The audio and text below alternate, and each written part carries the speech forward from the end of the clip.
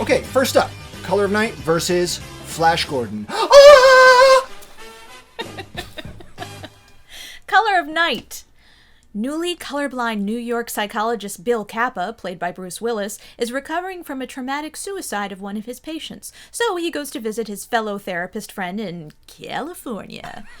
When his friend is suddenly murdered, Bill takes over his group therapy in hopes of solving the murder while beginning a torrid affair with the mysterious Rose, played by Jane March. The movie also stars Leslie Ann Warren, Scott Bakula, and introducing Bruce Willis's penis. That's penis number 1 on the hit parade. There's going to be more penises as we go along. Yeah, keep count. Keep count at home.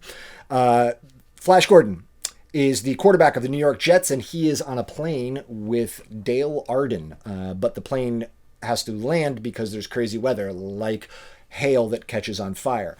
The reason that there's crazy weather is because Ming the Merciless is attacking the planet Earth and making there be crazy weather. So they team up with Dr. Hans Zarkov to confront Ming the Merciless, where Flash flirts with his super hot daughter. Then he goes and gets the shittiest of the James Bonds together with Brian Blessed, who later went on to be the original Old Deuteronomy. They form a rebellion, fight back against Ming, who turns out he has green blood, and that's Flash Gordon.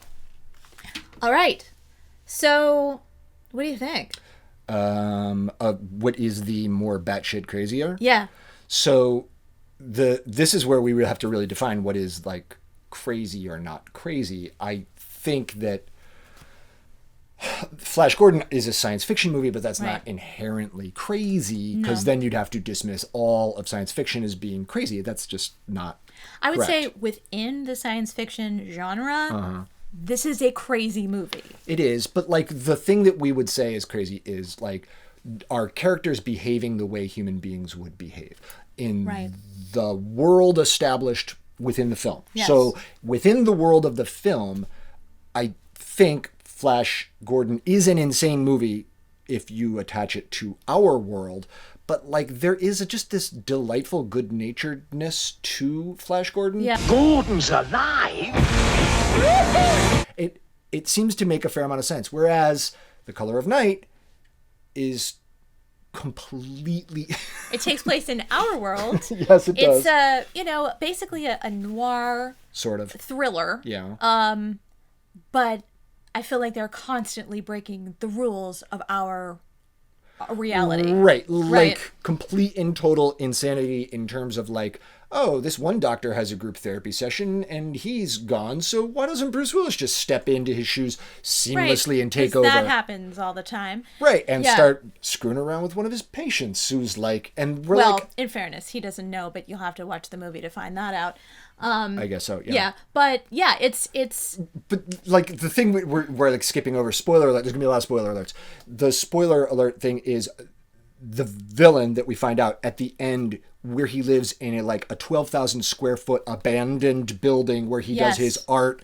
It's so convoluted, the plot twist at the end, that I don't even think I understand it still. It really makes no sense But them on in the roof anybody's and universe. the laughing, like that's suddenly a the happy ending. laughing. Yeah. They're not behaving how human beings behave. So I think we both agree. It's gotta be Color of Night. Color of Night is clearly the crazier movie. Just shout out to the Queen soundtrack of Flash Gordon. A very serious pillow fight, which, you gotta love. You really gotta love. Also, I love the, I feel very betrayed in my childhood that there was no sequel because they had the little question mark thing at the end. That was very upsetting to me. Oh, but I do want to just be like a little bit of a cinema guy here and just give a shout out to Gilbert Taylor, who is the cinematographer on Flash Gordon. He does not get nearly enough credit. I fucking love Gilbert Taylor. He is incredibly diverse DP. He shot Dr. Strangelove and also Roman Polanski's Macbeth, my favorite of the Macbeths, although I haven't seen this new one.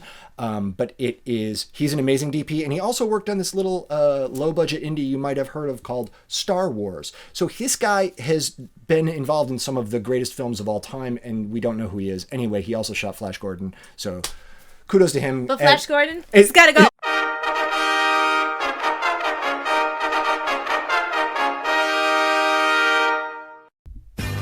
It's a battle of heavyweight auteurs. Who's crazier, Orson Welles or Louis Spoonwell?